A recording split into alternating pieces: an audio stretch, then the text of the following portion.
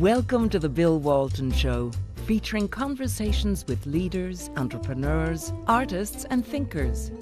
Fresh perspectives on money, culture, politics and human flourishing. Interesting people, interesting things. Welcome to the Bill Walton Show. I'm Bill Walton. Well, I think as most of you know, I got involved in politics or got involved in political action back in 2010. Maybe you didn't know, but I'll tell you now. I was involved early on with the Tea Party and was very concerned about the direction of the country, and that was then. And let's fast forward to now.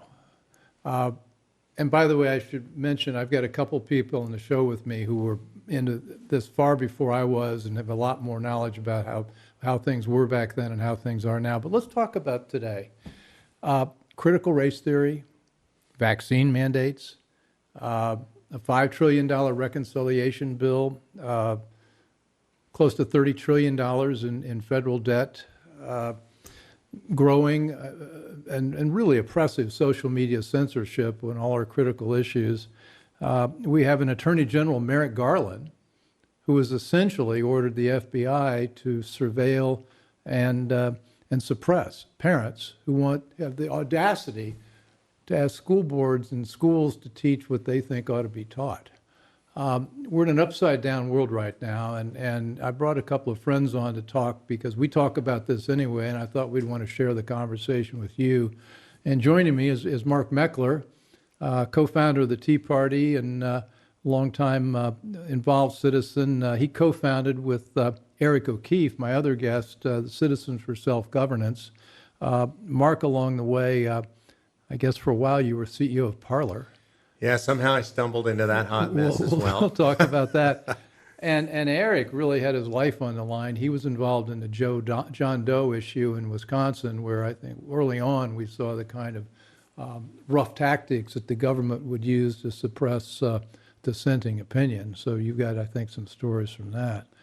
Yes. Yes. More than I would like to have. Okay. Well, we'll dig. So, Mark, why don't we? Where are we? I mean, what? I teed this up with 2010. We didn't know each other back then, but we had the same concerns. They were largely fiscal. Correct. And now I think we're seeing a lot more invasive concerns, threats to our liberty. Yeah, I would say we're nowhere where I thought we were going to be. If I look back, my political life actually just begins with my first vote when I was 18 years old. I voted for Ronald Reagan.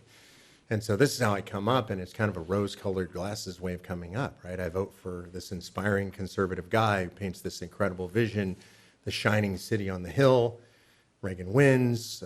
We end up with the Berlin Wall falls. Communism is dead. It's relegated to the ash heap of history. And from my perspective as a young, up-and-coming conservative, that fight was over.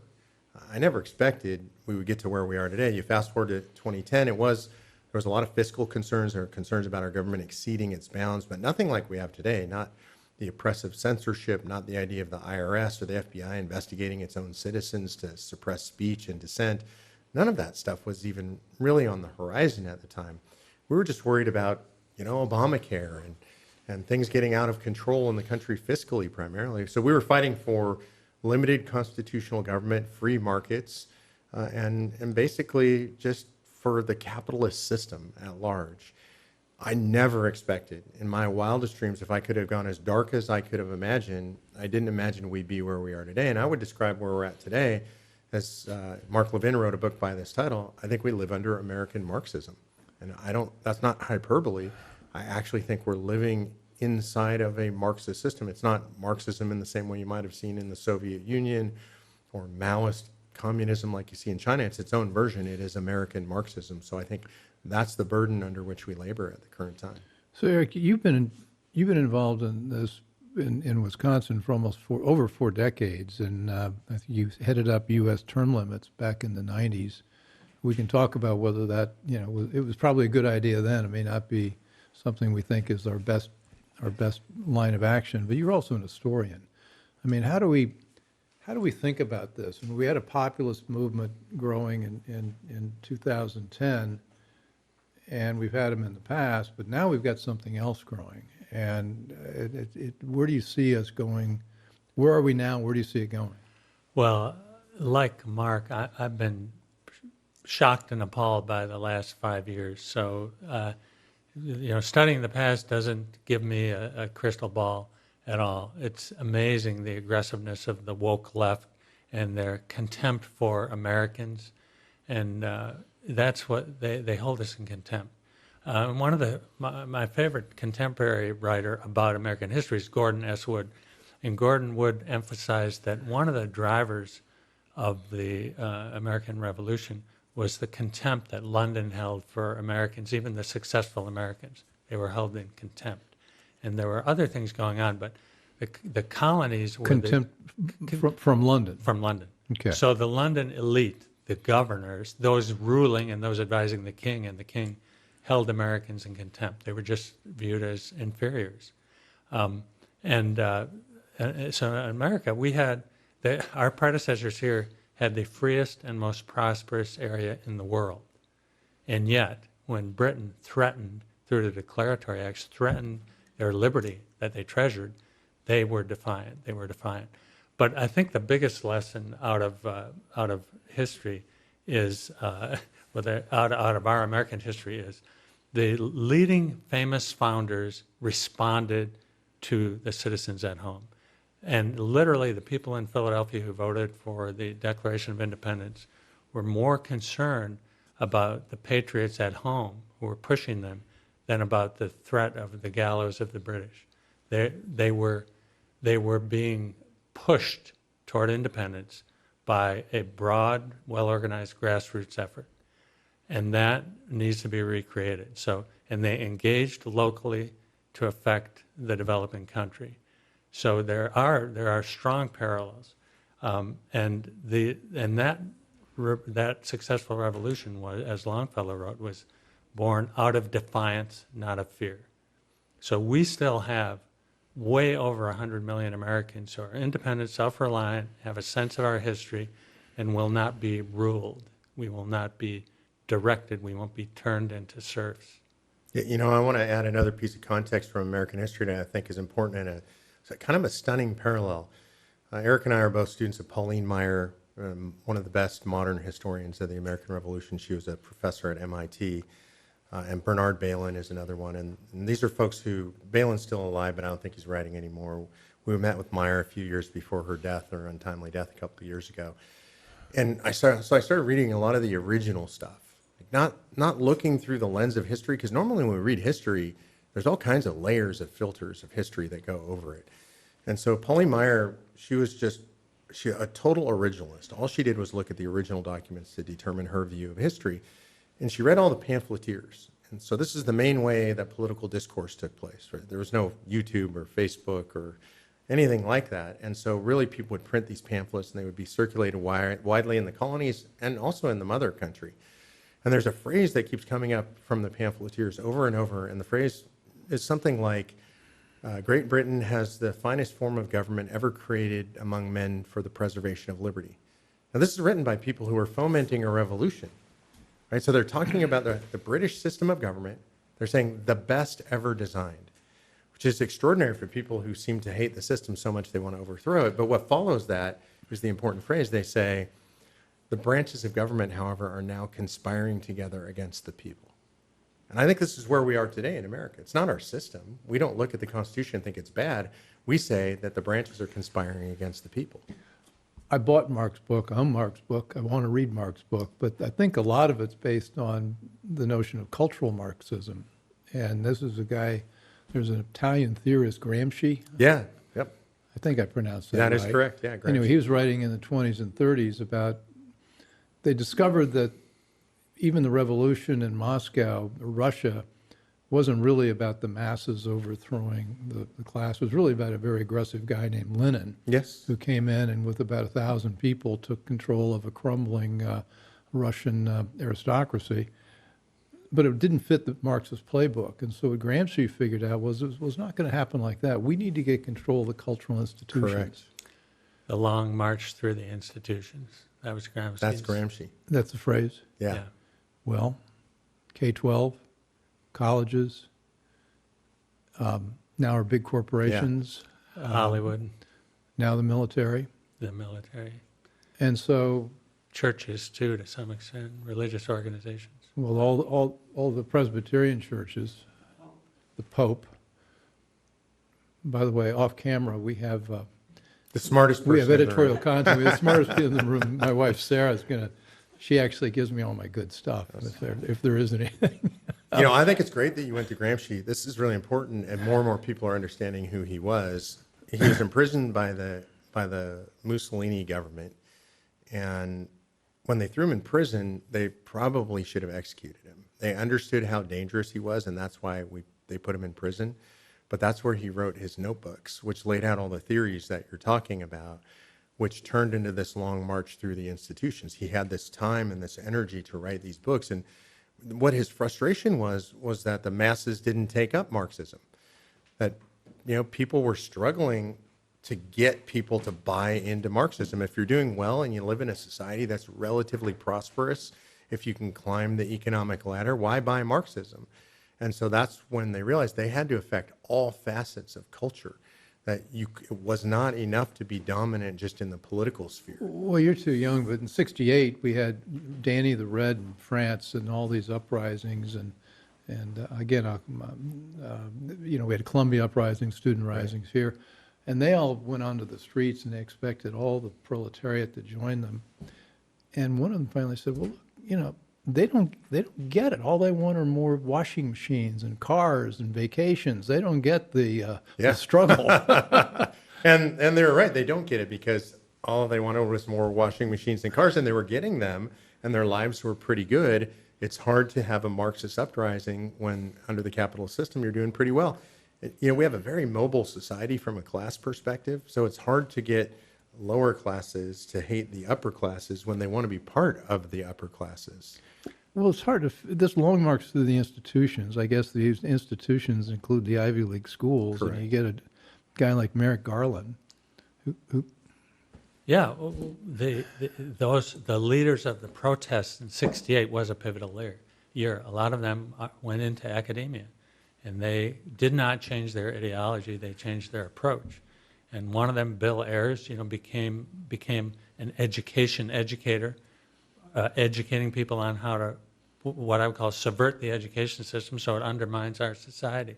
So hundreds of them, smart, young revolutionaries of 1968, shaped a lot of what we're suffering from now through these years, the universities especially, but universities and media. They never changed their views. They watched the collapse of the Soviet Union and all the proof of the evils under Soviet Union and China, and didn't change their advocacy for Marxism. So we have it. We have this American Marxism, as Marx said, and they are on the high posts in society and government. They're in much of the permanent government. We just had a CIA director who voted for a Marxist candidate for president and was just a lefty and heading the CIA, and then turning the powers of that against the elected president of the United States. It's almost unbelievable, but it's and here's a negative and a positive. The progressive left has been at this since before Gramsci, really. In the United States, It's over 100 years, Woodrow Wilson and others, over 100 years of a progressive march. It's always been anti-constitutional. John Dewey. Yeah, Dewey in education and other socialists. So they have 100 years of a focused march to undo America, while the Americans were busy making the greatest country in the world and the greatest economy in the world, and not in a political war with them. One side, 100 years. 100-year head start. That's why we have a problem. The fact that we're even in it and that we have so many people who have an understanding of America is great. It's amazing because we don't have the institutions, and yet look at the country's split. We're lucky, and that is anchored deeply, that those of us who think this way, which is way over 100 million of the adults in the country, it's over half, we are the majority, we're the wealth creators, but we are not organized effectively politically because we haven't been obsessed with that for our whole lives. You're watching the Bill Walton Show. I'm here with Eric O'Keefe and Mark Meckler, and we're talking about, unfortunately, what looks like a so far successful long march through our institutions by the a cultural Marxist.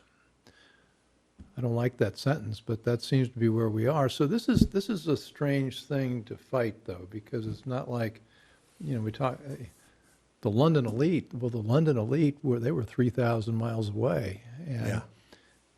the Civil War was fought over different issues, obviously, but those were the North and the South. You could kind of divide. Now you look at a map of the country, and if you look at the map and who voted for Trump in 2020, the map's red. Yeah. By geographically, except for those little blue dots, New York, Chicago, San Francisco. You can pick the towns. So we're all there's an urban elite Yes. that's all part of what we're talking about, and then there's sort of the rest of the country. Yes. Yes. And the reason I want to talk with you guys, you've been grassroots activists forever, and you also have a good sense of how to bring about change. And I think all of us want to bring about change in a way I'm not particularly interested in taking to the streets. I don't think that's a good line of action. So how do we bring about change? Bill, Mark we're the most amazing political organization I've ever seen. And Mark has put it together and given tools and given training. But they are energized and inspired, frankly, by the offenses. This is Citizens for Self-Governance? Yeah, I mean, that's the parent organization. What most people would know is Convention of States. Yeah. So the Convention of States project is what I run. That's sort of the forward-facing arm of this. Right. And it's organized around an effort to use Article 5 of the Constitution to call a Convention of States to propose amendments to restrain the federal government. And this is something we've never done in the history of this country. It's there in the Constitution. It was put there by the founders intentionally for this time. We know exactly why it was put there, because Colonel George Mason stood up in convention September 15th, 1787. He's from Virginia.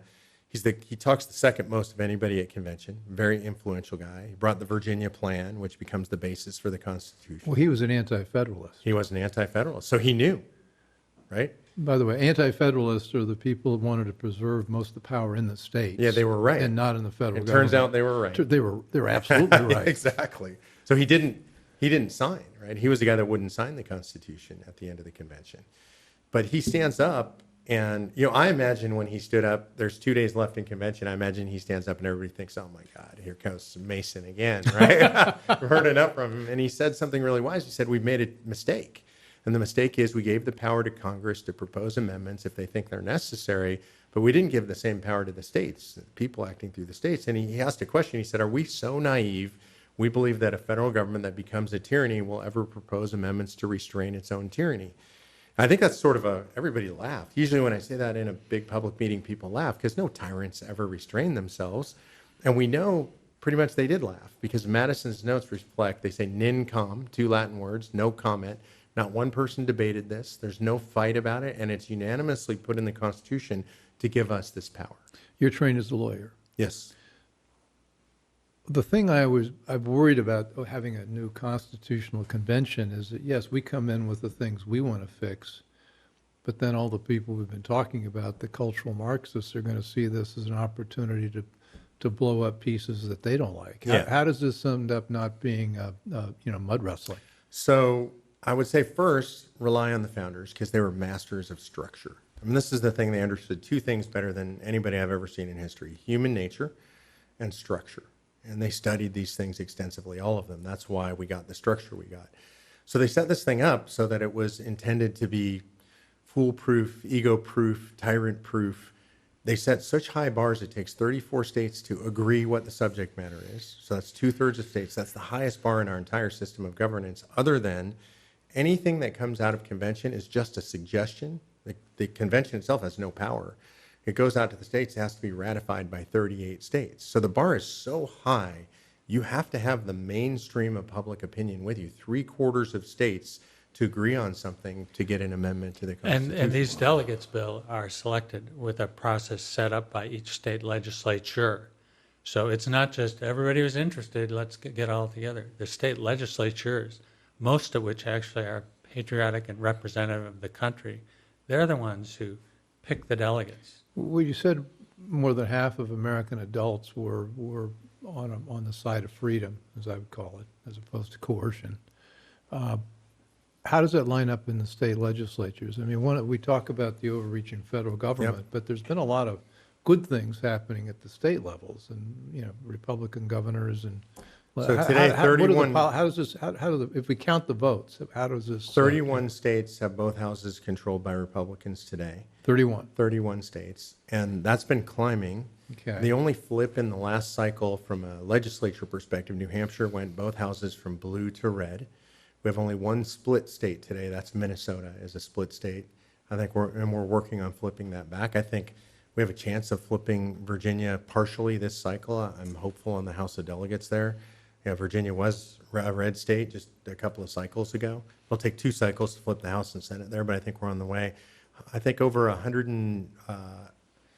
least 125 seats flipped from Democrat to Republican in the last cycle. Over 1,200 seats have gone Democrat to Republican since 2010. So the trend in the states is all in the proper direction, in the direction of liberty. And Mark correctly spoke of structure. And one thing easy to forget, and with our big centralized government, the federal government is a creation of the state governments, which were the independent states. They were independent states that created the federal government, and they reserved. It's not really a grant of power in the Constitution. They reserved to the states creating it, reserved to themselves the right to revisit it.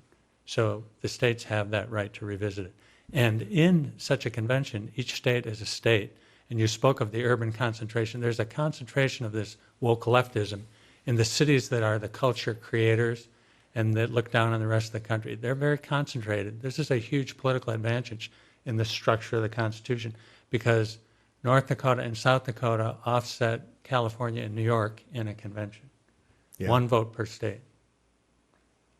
1 vote per state. Yeah, so the urban areas get no advantage. And one last thing I would add about this idea, and what you're talking about is something called the runaway convention. Is what people worry about. So we talk about the left basically taking control, running away with the convention. When I look at any political issue, I'm not an expert on everything. I can only be an expert on a few things. This is one thing I am an expert on. I rely on experts. I look at people who I respect and trust. And so if you look at this issue and how it divides up among the American experts on politics, every single person on the right that you would know, nationally known names in America who's weighed in on this issue, who's weighed in favor and against the runaway convention. And every leftist group in America, by the way, has signed a press release against it, led by Common Cause, Center on Budget and Policy Priorities. Why would they care? Woodrow Wilson thought the Constitution was a useless piece of paper and, archaic and was holding us back from what he called progress. Because, by the way, Woodrow Wilson was one serious racist. Oh, terrible. Worst president probably in American history. Well, no. Who are you going to say? Joe? I would say our current incumbent. That's fair. But you're right. Woodrow Wilson did start everything. Yeah. Joe's the beneficiary of Woodrow Wilson. But Well, I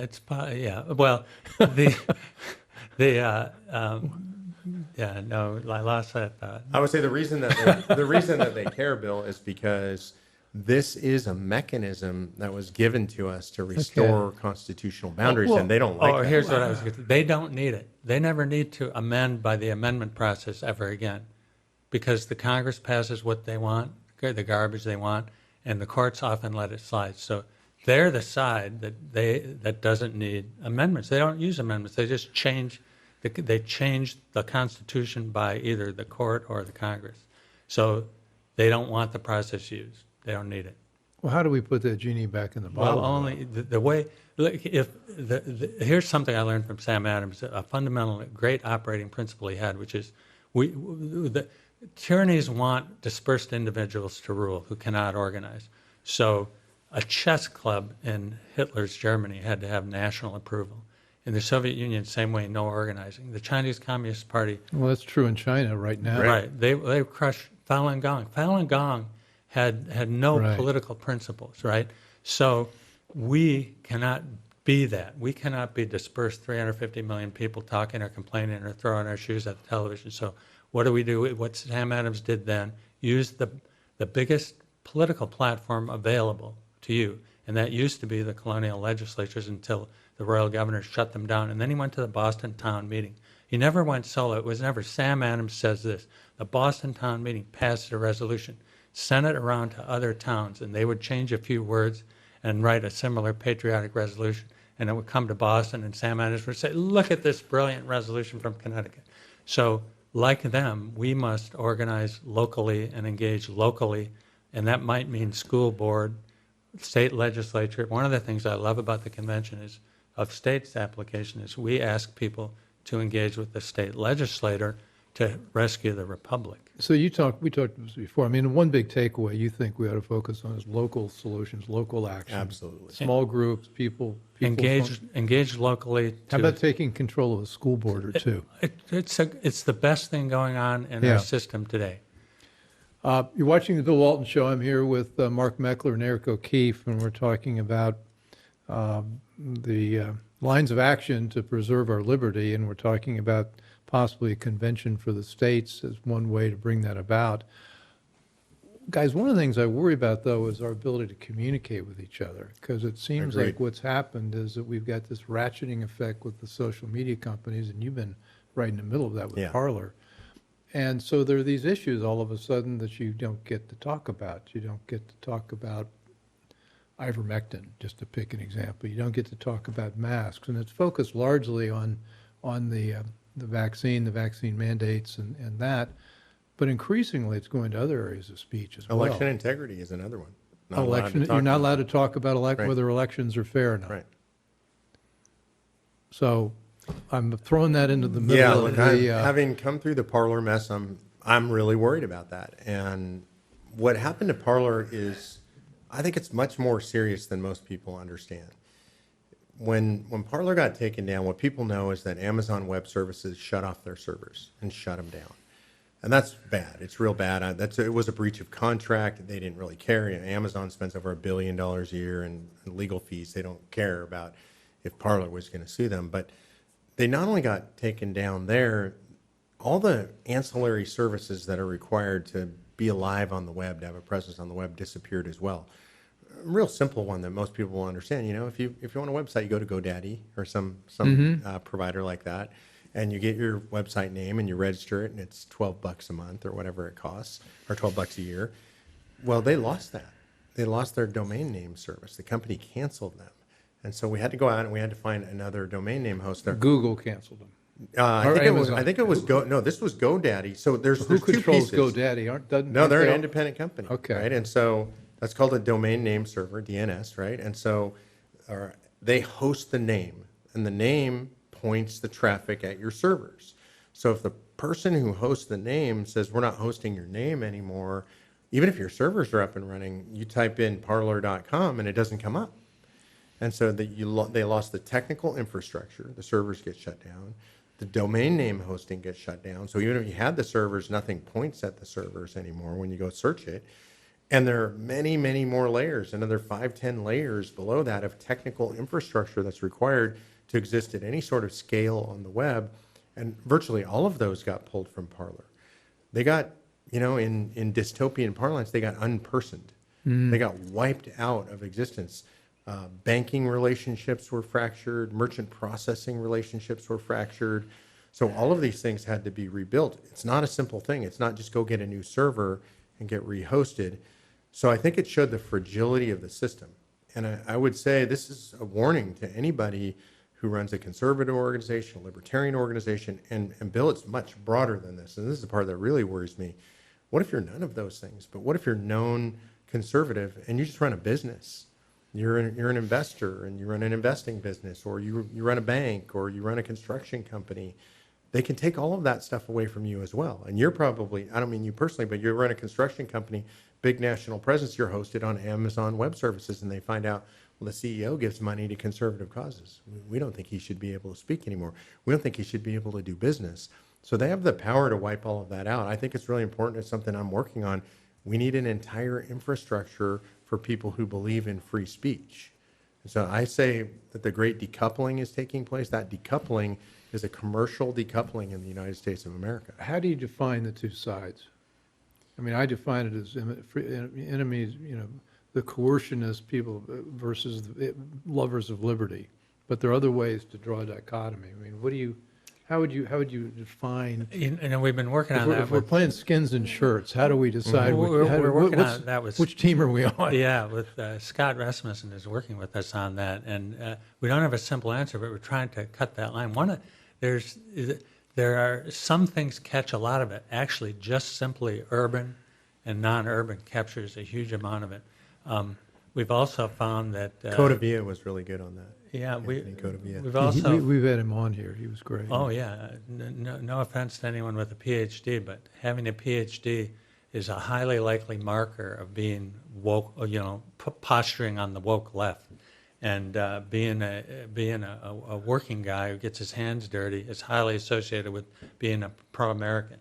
But I don't think there's a simple thing on it, but it definitely captures people who love America, the distinctly American things, which is a majority in the country, are folks. This elite does not like America. They don't like it. They want to be like they think the rest of the world is, which they don't even know how it is, but they think they want to be like that. It's working out really well in Europe, right? Yeah. I mean, it's one reason they're not too hard on China is they're jealous of the Chinese Communist Party. Our ruling elite is jealous of that citizen control they have, and they're imitating it. It's a straight up, the whole lockdown, shutdown stuff over COVID was an imitation of the supposedly successful job that the Chinese did on protecting their people from their virus created in their lab and flown around the world after they cut off flights, intra-China flights from Wuhan. They sent it around the world. So because they have the cultural high posts, the anti-American left is able to trick many people into thinking they're on that side. They do that largely by saying we hate you, we hate the poor, we hate you. So spin. Really, I think the woke left has about 10% of people who are pretty much with them, but they are able to manipulate their way into making it close elections.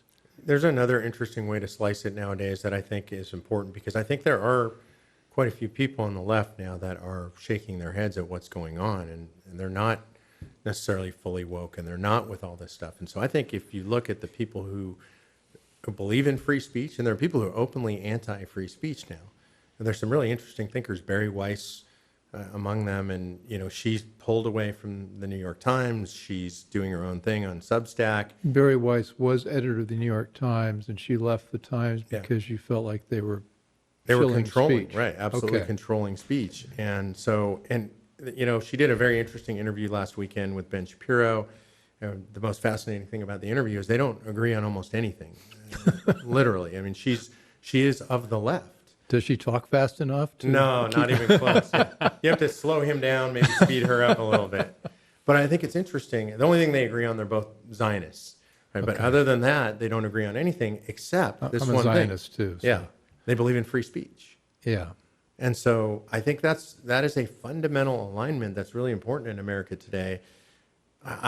If you believe in woke stuff, whatever, I can sit down and have a conversation with you. We can debate, unless you believe I shouldn't be able to say the things that I'm saying.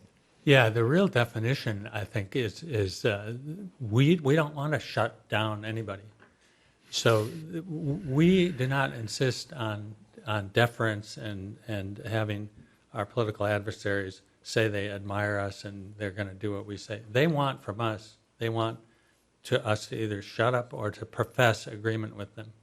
That's what they want, and that's just, they're not going to get it. They're not going to get it. They're not going to be happy. They can't have that, but that's what they want. Yeah, I would agree with that, and so that's why I think this is a fundamental dividing line. I do talk to people on the left who they're shaking their heads. They're trying to figure out where their home is right now. They're not Republicans. They're not ever going to be conservatives, but they're free speech advocates, and they are currently hated by the left. They're some of the most hated by the left. Or someone who saw this coming is the late Patrick Cadell, who was a young pollster for Jimmy Carter long ago and remained a liberal Democrat his whole life. We spent time with him at the end. He was a patriot. He was and there are many liberal America lovers, right? They've been, a lot of them are silenced because they might lose their post, right? Their job. But Cadell was worried. He told me, he was helping us out in Wisconsin in the fights, and he said, if people found out I was doing this, I would lose my reputation. So, but Cadell said, this is a time when the Hamiltons and the Jeffersons have to work together. The Hamiltons and Jeffersons have to work together. After we fight this off, this dangerous left, then we're going to fight each other, which is what Hamilton and Jefferson, were bitter enemies. And that we're at that kind of time. You're watching the Bill Walton Show. I'm here with Eric O'Keefe and Mark Meckler, and we're talking about how to define the problem as to who's on which side of the argument, and what are their characteristics, and most importantly, how do we bring this back together? Lines of action. One of the really sinister pieces of Merrick Garland coming out with that memo he came out with recently. It was a one-page memo, and it basically instructed the federal agencies to work with state and local people to ensure that state and local law enforcement to ensure that school boards were protected from violence by parents. In the first place, I don't think there's a single shred of incident that involved violence when the people are trying to talk to their school boards about what's being taught. But the thing that struck me that really, as you look into this, it was instigated. It was instigated by the National Association of School Boards. Absolutely. It was instigated by the Biden White House, by the Democrat operatives, and they're terrified. Talk about your 10%. They're terrified that these issues that they're pushing now are going to get them clobbered in 2022. And somebody, as I understand it, one of the issues was we can't let parents organize the way that the Tea Party organized back in 2010 because this CRT is going to be much, much more a motivator than anything was back then. So we got to chill this thing. We got to kill it in the cradle so it doesn't become an issue in 2022. It's a great insight, and one of the tough things about the Tea Party is the target. What was the target? It was to get Congress behaving. Well, Congress was having a pretty good time. So there's about 15,000 school boards in the country. Okay. Everybody has a school board near them, and someone who gets almost no attention and probably isn't paid is on the school board, and a lot of them don't know their authority, which tends to be pretty extensive, but they're just there. They've been coasting. It's a great place to engage, and you're right that it's a sign of the fear of the left. They're afraid, so it's a horrible attempt to silence. And implied in that memo from Garland, as well as the school board's memo, was that a strongly spoken speech is dangerous and is a threat. It wasn't. It took this left thing and implied that speech can be violence. Exactly. So an upset parent is a danger. We get the FBI looking at that, and they're not looking.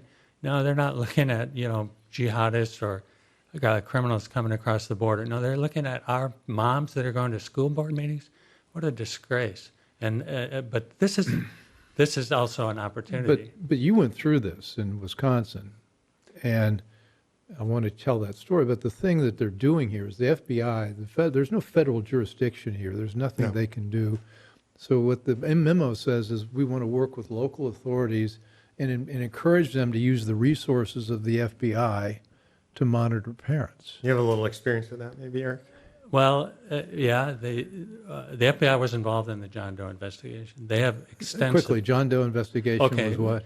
What in Wisconsin, when Scott Walker proposed reforms which dramatically reduced the power of public employee unions and increased the influence of school boards and the legislature and voters because the unions had a tremendous amount of muscle. This is what he did that was so awful. They had to pay a portion of their retirement money and a portion of their health care, and less than the average in the private sector. And this is the one the union leadership, but not the union members, were really upset about. It limited their negotiating latitude. They couldn't negotiate over things like seniority. So in school districts, seniority was no longer a protection. That's what they really hated. So one of the big values the union thought it offered. Walker took those away, the legislature passed it, and the unions went ballistic. This was covered nationally in 2011 with truly massive protests in Madison, 80,000 people marching around the Capitol, and in a time of no other elections, it was very high profile. They ran recalls against state senators. We have recall against Walker. My group, Wisconsin Club for Growth, was the primary anchor defender of the senators who were being attacked. I raised money nationally through our network. Lots of people around the country wanted to help Walker. We won the elections, so shortly after Walker won his recall, and we had sustained all of this, shocking them, by the way. They spent $40 million trying to undo that, $40 million the left spent, and we countered it with about the same amount over 2 years. And we thought we won, it's over. I made a huge mistake. Mark and I have been talking. It's never over with the left.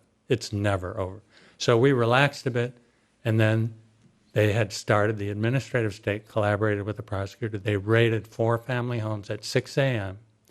With children at home. Including yours? No, mine was on a list to be raided, and they didn't trust the sheriff, who's a Republican, to cooperate. So I got a subpoena and a gag order, an order not to talk to anybody about it. What year was this? 2013, October 3rd. Okay, so yeah. And it was, we had just started Convention of States, and I got pulled off of that. But just to make a long story short, I spent the next 2.5 years full-time raising money, lining up lawyers for my whole team. The average combined legal bills that I was covering for 2 years was $350,000 a month. Wow. Okay, so we had lawyers from around the country because so many people needed separate representation. But this has a good element and a bad element. The good element is the support we got from people who wanted to help those who were being attacked. Tremendous help. I got all those legal bills paid by patriots around the country. The Wall Street Journal ran 27 different editorials over the period of 3 years covering this in a great way. Huge help. Talk radio from nationally, Hannity and Limbaugh mentioned it. Fox News was good on it. Our talk radio in-state was terrific on it. So, and I sued. I defied the gag order, and we beat them in court with a fabulous decision from our state Supreme Court, which said that the investigation was conducted without foundation in reason or law. Now, here's the bad part. None of the perpetrators have been punished. Okay, we rewrote the laws, we cleaned up the laws, but none of the perps have been punished. I sued them personally and appealed to SCOTUS, Supreme Court of the United States. Cert was denied there. And also, the newspapers were against us the whole way before, during, and after, the in-state print and the New York Times. And the FBI was involved. And Senator Ron Johnson, great senator from Wisconsin, wrote a detailed letter to Christopher Wray while chairing the Oversight Committee, asking him who asked for the files, why do you have the files, how many do you have, 4.5-page letter, terrific letter. He got a blow-off from them. They stonewalled, they blew it up. So I asked for my file, and who asked for it, why do they have it, and I got they took them a year to send me 1 page, which was 1 newspaper clipping, and then to check a bunch of boxes on why they couldn't answer the other questions. So what we learned then, this is a preview, right? We learned that the way they think in the administrative state and the left is it's their government, and if they don't like what the voters do, they will use the power of their government to overturn the election. It was a preview of what we saw nationally. They tried to get Walker thrown out of office and reverse his policies because they couldn't win at the ballot box. Wow. You know, we went through the same thing essentially with the Tea Party movement. 2010, you get the 2010 elections. Post-2010, they sick the IRS on all these Tea Party groups that are seeking nonprofit status. So the abuse is incredible. They're just filling out simple forms, applying to be. Well, this was the IRS. Yeah. Yeah. So they do. This is the administrative state. This is simultaneous. This is under Obama. This is the administrative state. And by the way, Lois Lerner was friends with the chief enemy I had in Wisconsin, Kevin Kennedy. They were friends. We exposed that through our litigation. The administrative state guys in Wisconsin asked the IRS to go after us.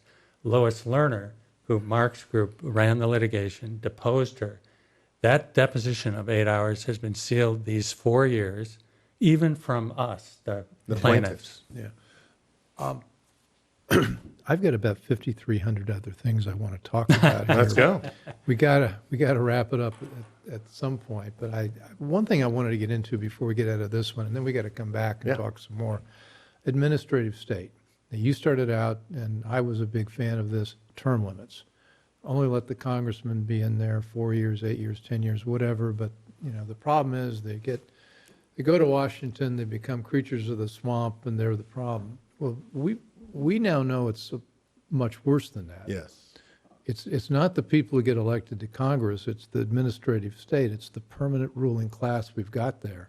And with the federal laws that don't allow you to change anybody, and the way, they take political appointees and then make them permanent employees of a department. Right. Justice Department's Exhibit A. I mean, it's filled with all sorts of people that Clinton put in, then Obama, and now Biden has got that same crew. Those are not political appointees, they're not congressmen. It's the permanent ruling class, and they don't like us. Right. I think there are multiple ways to deal with it. The tools actually exist. So one of my great frustrations is that the tools exist and the administrations that come and go don't use the tools.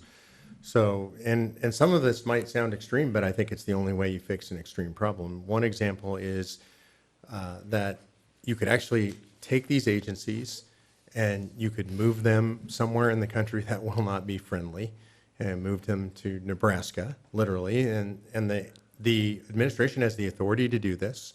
Move them to Kristi Noem State. Yeah, there you go. So move them to South Dakota, right, and put them there. And then what you do is this. There's actually a reason for termination: failure to show up for work. You can terminate a government employee. Most of these folks are inside the Beltway folks. They like it here. They don't want to leave the Beltway, and so you tell them you're going to be in Pierce, South Dakota, in the winter, and they won't go. Here's another. So you can actually do that. The authority. You have to move to America in order to work here. Exactly. So I'm going to give you another option. You can take these employees. Gotta live in one of those red spots on the map. Yep. You can tell these employees, look, we're going to move you to a new office building. And it sounds facetious. I mean this for real. Move you to a new office building. The new office building has no phones in it. It has no internet access to it. And you can go sit there every day, all day. You have no more authority. You don't do anything. And it would be worth the literally several $1 billion to pay these employees to just sit there. And then you put... It's a wonderful idea, but don't we need a take no prisoners president? And Congress. I mean, one of the big problems that we have is that Congress has no cojones. And let's talk about that, Yeah. because the Congress over the years I don't remember the quite technical word for it, but they've delegated all their authority Yeah, to that's the the word. these administrative agencies. agencies. Delegation. Unconstitutionally, in my opinion. Yeah. Yeah. And so the agencies, there's no authority in the Constitution to delegate all this rulemaking. It's the illegal administrative So state. let's dream. Look, we've got a take no prisoners Right. president, Right. and we've got a sweep of the House and Yep. the Senate, and we got people. They're strength in numbers. They're not a slender majority. They've got a chance to actually do something big. You'd move it all out of D.C. Okay, that's one, but I'm going to back down your dream. We don't have to dream that big. Okay. Okay, so I do believe, based on current trajectory, unless the Republicans screw it up, which they're entirely capable of doing, I think we're going to take They have a track record. Yeah, we'll take They the have a proven majority. track record. I think we're going to take the majority in the House, maybe even in the Senate. So let's say we just get the House. Small, dream small. We get the House. The House controls all spending. All spending. So, and they can literally just say, yeah, we're not funding any of this stuff anymore. They can defund any line item, essentially, that they want to. That is constitutional. They have the power of the purse. All spending initiates in the House. And so, again, fantasy, right? I don't think they have the spine to do this, but they can do this. I had a lot of fun over the years in politics picking on Congress, and it's a long-standing tradition in America. Mark Twain did it. But the Congress will be no stronger, no more assertive on behalf of our liberty than they are required to be by their constituents. Yes. So the outside organizing and things caused by your show and the activities that we're all engaged in, those have to develop the program, show that the support is there, and make it politically rewarding. So we don't need a bunch of suicidal heroes. We need people who are responsive to what they're being pushed into doing. So it's really on us outside to make this the attractive way for Congress to behave. Don't you think, Mark? I totally agree with that. I mean, we make them heroes for doing the right thing and heels for doing the wrong So it thing. gets back to both what you're doing. It's organizing at a local level to Yep. put together our voice and reach them. Of course, that brings me to the thing I worry about is our ability to speak. I feel like if eventually we're going to be using smoke signals to try to reach out to each other. Mark is in touch with people doing the workarounds, and I'm sure there are entrepreneurs we don't know about. This is a great business opportunity to provide Workarounds so people can communicate. to work around Amazon, to work around Google, work without Facebook. They're being developed. They're winning political opportunities not because of the money in politics, but because so many patriotic businessmen actually have, as Mark said, a business risk. So they need to be shown a way to not be vulnerable to the whim of a woke corporation cutting off their digital. Everybody needs digital communication today. Mm-hmm. So I'm just predicting that the market is going to respond, that we don't have to fix that. But you guys will be on top of it. When it happens, you'll be able to point people, look, now we have a company doing this, we have a company doing that. And Mark has been in touch through his parlor work with the cutting edge of all these fronts. And we're not the only ones worrying about that. Guys, we got to stop here. I can't believe We're just getting started. I got all these other pages of notes here that we're just getting started. Let's continue next time soon. Absolutely. You guys get back into town. We'll go to part 2, and then after that part 3, and we'll take back the country. Sounds good. Mark Meckler, Eric O'Keefe. You've been watching the Bill Walton Show.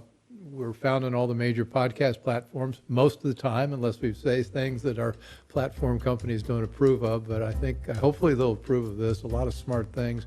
Eric and Mark, come back. Thanks for Thank having you. us. Okay, great. Thanks for joining. I hope you enjoyed the conversation. Want more? Click the subscribe button or head over to thebillwaltonshow.com to choose from over 100 episodes. You can also learn more about our guest on our Interesting People page. And send us your comments. We read every one, and your thoughts help us guide the show. If it's easier for you to listen, check out our podcast page and subscribe there. In return, we'll keep you informed about what's true, what's right, and what's next. Thanks for joining.